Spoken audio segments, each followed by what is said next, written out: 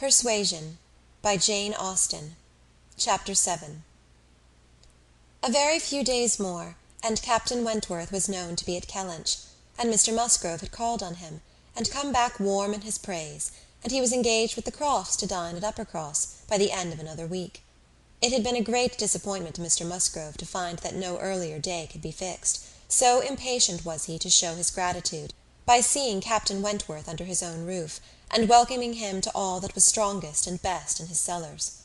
But a week must pass, only a week in Anne's reckoning, and then she supposed they must meet, and soon she began to wish that she could feel secure even for a week. Captain Wentworth made a very early return to Mr. Musgrove's civility, and she was all but calling there in the same half-hour. She and Mary were actually setting forward for the great house, where, as she afterwards learnt, they must inevitably have found him, when they were stopped by the eldest boy's being at that moment brought home in consequence of a bad fall. The child's situation put the visit entirely aside, but she could not hear of her escape with indifference, even in the midst of the serious anxiety which they afterwards felt on his account. His collarbone was found to be dislocated, and such injury received in the back as roused the most alarming ideas.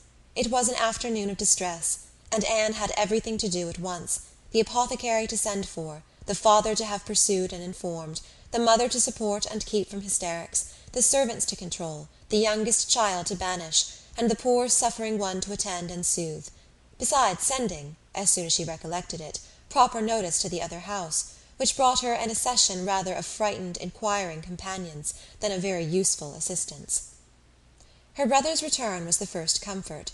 He could take best care of his wife, and the second blessing was the arrival of the apothecary. Till he came and had examined the child, their apprehensions were the worse for being vague. They suspected great injury, but knew not where. But now the collar-bone was soon replaced, and though Mr. Robinson felt, and rubbed, and looked grave, and spoke low words both to the father and the aunt, still they were all to hope the best, and to be able to part and eat their dinner in tolerable ease of mind. And then it was, just before they parted, that the two young aunts were able so far to digress from their nephew's state as to give the information of Captain Wentworth's visit, staying 5 minutes behind their father and mother, to endeavour to express how perfectly delighted they were with him, how much handsomer, how infinitely more agreeable they thought him than any individual among their male acquaintance, who had been at all a favourite before. How glad they had been to hear papa invite him to stay to dinner, how sorry when he said it was quite out of his power, and how glad again when he had promised in reply to papa and mamma's farther pressing invitations to come and dine with them on the morrow, actually on the morrow, and he had promised it in so pleasant a manner as if he felt all the motive of their attention just as he ought, and, in short, he had looked and said everything with such exquisite grace that they could assure them all their heads were both turned by him, and off they ran, quite as full of glee as of love, and apparently more full of Captain Wentworth than of little Charles. The same story and the same raptures were repeated when the two girls came with their father, through the gloom of the evening, to make inquiries, and Mr. Musgrove, no longer under the first uneasiness about his heir, could add his confirmation and praise, and hope there would be now no occasion for putting Captain Wentworth off, and only be sorry to think that the cottage party, probably, would not like to leave the little boy, to give him the meeting. Oh, no, as to leaving the little boy, both father and mother were in much too strong and recent alarm to bear the thought, and Anne, in the joy of the escape, could not help adding her warm protestations to theirs. Charles Musgrove, indeed, afterwards, showed more of inclination. The child was going on so well, and he wished so much to be introduced to Captain Wentworth, that perhaps he might join them in the evening. He would not dine from home, but he might walk in for half an hour. But in this he was eagerly opposed by his wife, with, "Oh, no, indeed, Charles, I cannot bear to have you go away. Only think if anything should happen." The child had a good night, and was going on well the next day. It must be a work of time to ascertain that no injury had been done to the spine, but Mr. Robinson found nothing to increase alarm, and Charles Musgrove began, consequently, to feel no necessity for longer confinement. The child was to be kept in bed and amused as quietly as possible, but what was there for a father to do? This was quite a female case, and it would be highly absurd in him, who could be of no use at home, to shut himself up. His father very much wished him to meet Captain Wentworth, and there being no sufficient reason against it, he ought to go, and it ended in his making a bold public declaration, when he came in from shooting, of his meaning to dress directly and dine at the other house. "Nothing can be going on better than the child," said he. "So I told my father just now, that I would come, and he thought me quite right. Your sister being with you, my love, I have no scruple at all. You would not like to leave him yourself, but you see I can be of no use. Anne will send for me if anything is the matter." Husbands and wives generally understand when opposition will be in vain. Mary knew, from Charles's manner of speaking, that he was quite determined on going, and that it would be of no use to tease him. She said nothing, therefore, till he was out of the room, but as soon as there was only Anne to hear, "So you and I are to be left to shift by ourselves with this poor sick child, and not a creature coming near us all the evening. I knew how it would be. This is always my luck. If there is anything disagreeable going on, men are always sure to get out of it, and Charles is as bad as any of them. Very unfeeling. I must say it is very unfeeling of him to be running away from his poor little boy. Talks of his being going on so well. How does he know that he is going on well, or that there may not be a sudden change half an hour hence? I did not think Charles would have been so unfeeling. So here he is to go away and enjoy himself, and because I am the poor mother, I am not to be allowed to stir. And yet I am sure I am more unfit than anybody else to be about the child. My being the mother is the very reason why my feelings should not be tried. I am not at all equal to it. You saw how hysterical I was yesterday." "But that was only the effect of the suddenness of your alarm, of the shock. You will not be hysterical again. I dare say we shall have nothing to distress us. I perfectly understand Mr. Robinson's directions, and have no fears. And indeed, Mary, I cannot wonder at your husband. Nursing does not belong to a man. It is not his province. A sick child is always the mother's property. Her own feelings generally make it so." "I hope I am as fond of my child as any mother, but I do not know that I am of any more use in the sick-room than Charles, for I cannot be always scolding and teasing the poor child when it is ill, and you saw this morning that if I told him to keep quiet, he was sure to begin kicking about. I have not nerves for the sort of thing." "But could you be comfortable yourself, to be spending the whole evening away from the poor boy?" "Yes, you see his papa can, and why should not I? Jemima is so careful. And she could send us word every hour how he was. I really think Charles might as well have told his father we would all come. I am not more alarmed about little Charles now than he is. I was dreadfully alarmed yesterday, but the case is very different to-day." "Well, if you do not think it too late to give notice for yourself, suppose you were to go, as well as your husband. Leave little Charles to my care. Mr. and Mrs. Musgrove cannot think it wrong while I remain with him." "Are you serious?" cried Mary, her eyes brightening. "Dear me, that's a very good thought. Very good indeed. To be sure, I may just as well go as not, for I am of no use at home, am I? And it only harasses me. You, who have not a mother's feelings, are a great deal the properest person. You can make little Charles do anything. He always minds you at a word. It will be a great deal better than leaving him only with Jemima. Oh, I shall certainly go. I am sure I ought if I can, quite as much as Charles, for they want me excessively to be acquainted with Captain Wentworth, and I know you do not mind being left alone. An excellent thought of yours, indeed, Anne. I will go and tell Charles, and get ready directly. You can send for us, you know, at a moment's notice if anything is the matter, but I dare say there will be nothing to alarm you. I should not go, you may be sure, if I did not feel quite at ease about my dear child." The next moment she was tapping at her husband's dressing-room door, and as Anne followed her upstairs, she was in time for the whole conversation, which began with Mary's saying, in a tone of great exultation, "I mean to go with you, Charles, for I am of no more use at home than you are. If I were to shut myself up for ever with the child, I should not be able to persuade him to do anything he did not like. Anne will stay. Anne undertakes to stay at home and take care of him. It is Anne's own proposal, and so I shall go with you, which will be a great deal better, for I have not dined at the other house since Tuesday." "That is very kind of Anne," was her husband's answer, "and I should be very glad to have you go. But it seems rather hard that she should be left at home by herself, to nurse our sick child." Anne was now at hand to take up her own cause, and the sincerity of her manner being soon sufficient to convince him, where conviction was at least very agreeable, he had no farther scruples as to her being left to dine alone, though he still wanted her to join them in the evening, when the child might be at rest for the night, and kindly urged her to let him come and fetch her, but she was quite unpersuadable, and this being the case, she had ere long the pleasure of seeing them set off together in high spirits. They were gone, she hoped, to be happy, however oddly constructed such happiness might seem. As for herself, she was left with as many sensations of comfort as were, perhaps, ever likely to be hers.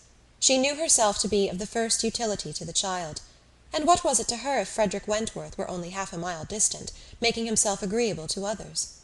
She would have liked to know how he felt as to a meeting. Perhaps indifferent, if indifference could exist under such circumstances. He must be either indifferent or unwilling. Had he wished ever to see her again, he need not have waited till this time. He would have done what she could not but believe that in his place she should have done long ago, when events had been early giving him the independence which alone had been wanting. Her brother and sister came back delighted with their new acquaintance, and their visit in general. There had been music, singing, talking, laughing, all that was most agreeable. Charming manners in Captain Wentworth, no shyness or reserve. They seemed all to know each other perfectly, and he was coming the very next morning to shoot with Charles. He was to come to breakfast, but not at the cottage, though that had been proposed at first. But then he had been pressed to come to the great house instead, and he seemed afraid of being in Mrs. Charles Musgrove's way, on account of the child, and therefore somehow, they hardly knew how, it ended in Charles's being to meet him to breakfast at his father's. Anne understood it. He wished to avoid seeing her. He had inquired after her, she found, slightly, as might suit a former slight acquaintance, seeming to acknowledge such as she had acknowledged, actuated, perhaps, by the same view of escaping introduction when they were to meet. The morning hours of the cottage were always later than those of the other house, and on the morrow the difference was so great that Mary and Anne were not more than beginning breakfast when Charles came in to say that they were just setting off, that he was come for his dogs, that his sisters were following with Captain Wentworth, his sisters meaning to visit Mary and the child, and Captain Wentworth proposing also to wait on her for a few minutes, if not inconvenient. And though Charles had answered for the child's being in no such state as could make it inconvenient, Captain Wentworth would not be satisfied without his running on to give notice. Mary, very much gratified by this attention, was delighted to receive him, while 1,000 feelings rushed on Anne, of which this was the most consoling, that it would soon be over. And it was soon over. In 2 minutes after Charles's preparation, the others appeared. They were in the drawing-room. Her eye half met Captain Wentworth's. A bow, a curtsy passed. She heard his voice. He talked to Mary, said all that was right, said something to the Miss Musgroves, enough to mark an easy footing. The room seemed full, full of persons and voices, but a few minutes ended it. Charles showed himself at the window. All was ready. Their visitor had bowed and was gone. The Miss Musgroves were gone too, suddenly resolving to walk to the end of the village with the sportsmen. The room was cleared, and Anne might finish her breakfast as she could. "It is over, it is over," she repeated to herself again and again, in nervous gratitude. "The worst is over." Mary talked, but she could not attend. She had seen him. They had met. They had been once more in the same room. Soon, however, she began to reason with herself, and try to be feeling less. 8 years, almost 8 years had passed, since all had been given up. How absurd to be resuming the agitation which such an interval had banished into distance and indistinctness! What might not 8 years do? Events of every description, changes, alienations, removals, all must be comprised in it, and oblivion of the past. How natural, how certain too! It included nearly a third part of her own life. Alas! With all her reasoning, she found that to retentive feelings 8 years may be little more than nothing. Now how were his sentiments to be read? Was this like wishing to avoid her? And the next moment she was hating herself for the folly which asked the question. On one other question which perhaps her utmost wisdom might not have prevented, she was soon spared all suspense. For after the Miss Musgroves had returned and finished their visit at the cottage, she had this spontaneous information from Mary. "Captain Wentworth is not very gallant by you, Anne, though he was so attentive to me. Henrietta asked him what he thought of you, when they went away, and he said, 'You were so altered, he should not have known you again.'" Mary had no feelings to make her respect her sisters in a common way, but she was perfectly unsuspicious of being inflicting any peculiar wound. Altered beyond his knowledge. Anne fully submitted, in silent, deep mortification. Doubtless it was so, and she could take no revenge, for he was not altered, or not for the worse. She had already acknowledged it to herself, and she could not think differently, let him think of her as he would. No. The years which had destroyed her youth and bloom had only given him a more glowing, manly, open look, in no respect lessening his personal advantages. She had seen the same Frederick Wentworth. So altered that he should not have known her again. These were words which could not but dwell with her. Yet she soon began to rejoice that she had heard them. They were of sobering tendency. They allayed agitation.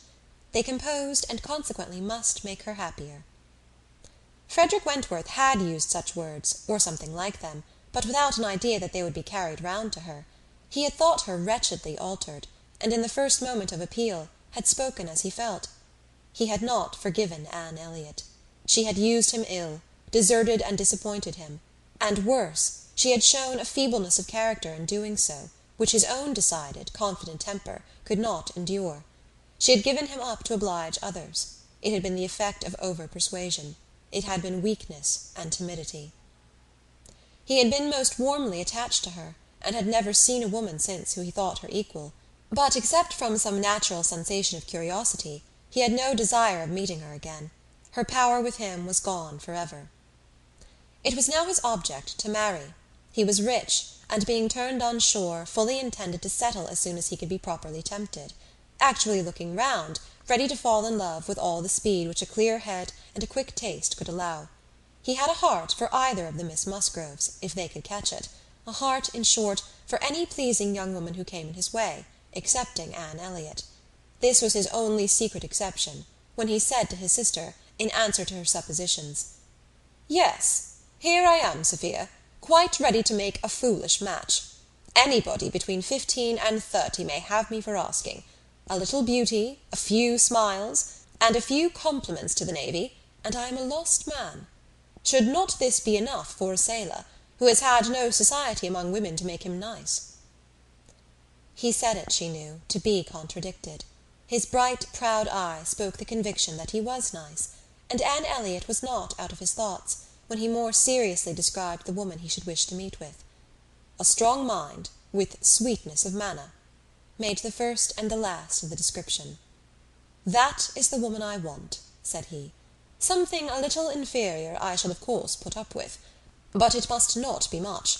If I am a fool, I shall be a fool indeed, for I have thought on the subject more than most men."